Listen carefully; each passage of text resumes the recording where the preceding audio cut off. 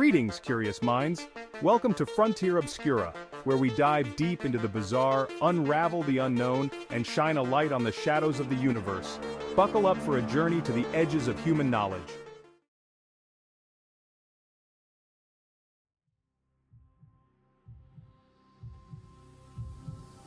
For centuries, people have reported encounters with the supernatural in old, decrepit buildings, ghostly apparitions, unexplained noises, and a sense of dread that seeps into your very bones.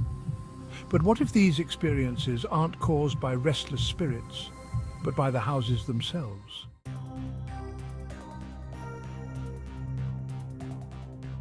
Let's start with a phenomenon that you can't hear, but your body can feel. Infrasound. These are sound waves below the range of human hearing, typically below 20 Hz. They're produced by natural events like earthquakes and storms, but also by man-made sources, including the resonant frequencies of rooms in old houses. Hey, speaking of resonant frequencies, are you liking this video? Is it resonating with you? If so, will you take a quick moment to subscribe to our channel? Thank you. Now let's get back to the topic of haunted houses.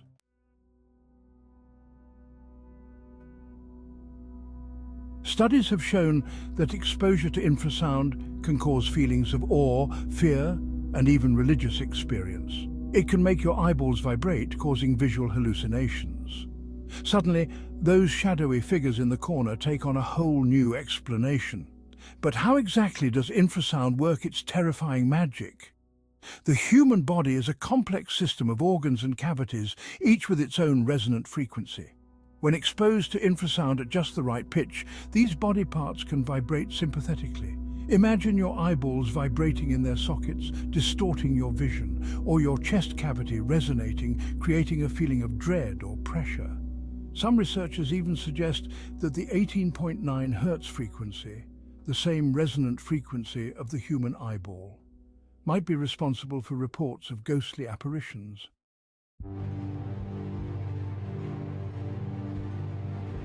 Intriguingly, many old structures are perfect generators of infrasound. The long hallways, high ceilings, and large rooms of Victorian mansions can create standing waves of low-frequency sound. Even the wind whistling through cracks in walls or around corners can produce these eerie, imperceptible tones, but the terror doesn't stop there.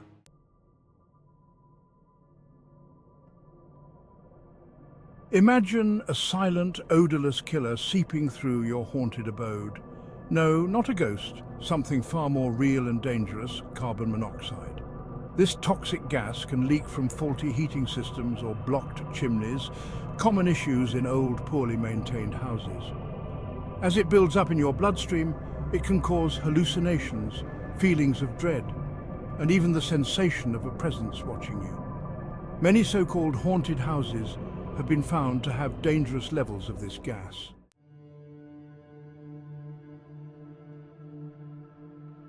The symptoms of carbon monoxide poisoning are similar to a checklist of paranormal activity: dizziness, confusion, and nausea, easily mistaken for a supernatural presence, visual hallucinations that could be interpreted as ghostly figures, even the feeling of being touched or watched when no one is there.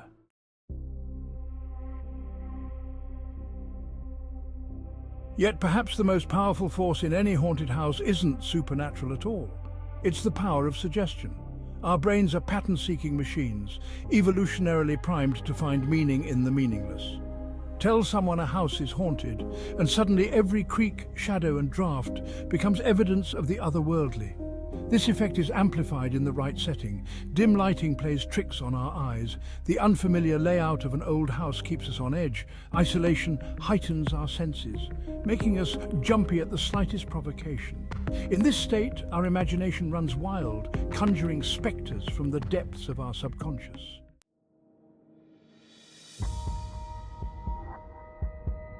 The power of suggestion doesn't just work on individuals, it can affect entire groups. This is where we encounter the phenomenon of mass hysteria. In 1962, in a girls' school in Tanzania, a laughing epidemic broke out. It started with 3 girls and spread to nearly 100 students, lasting for months.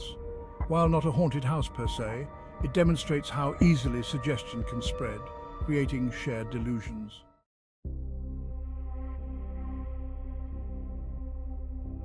There's another factor at play with haunted houses called the nocebo effect.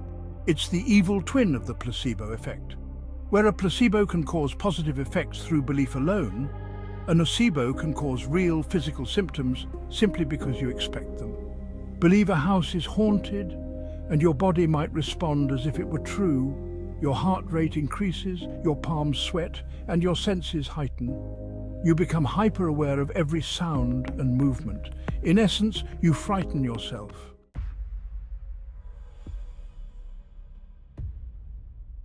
But what about the physical phenomena often reported in haunted houses? Objects moving on their own, doors slamming shut, or lights flickering.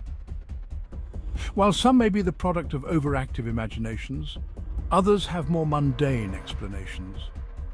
Old houses settle and shift, causing vibrations that can make objects seem to move on their own. Drafts can slam doors shut or cause curtains to billow mysteriously. And old wiring is notorious for causing lights to flicker or electronics to behave erratically.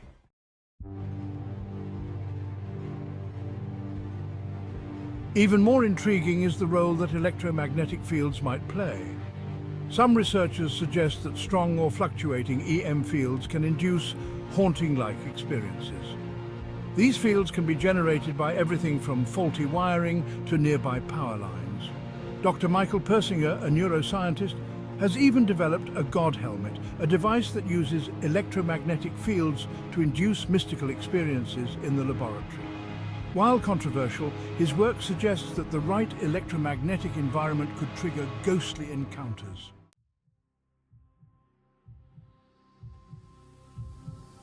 So, the next time you find yourself in a supposedly haunted house, ask yourself, is it truly the spirits of the dead that surround you?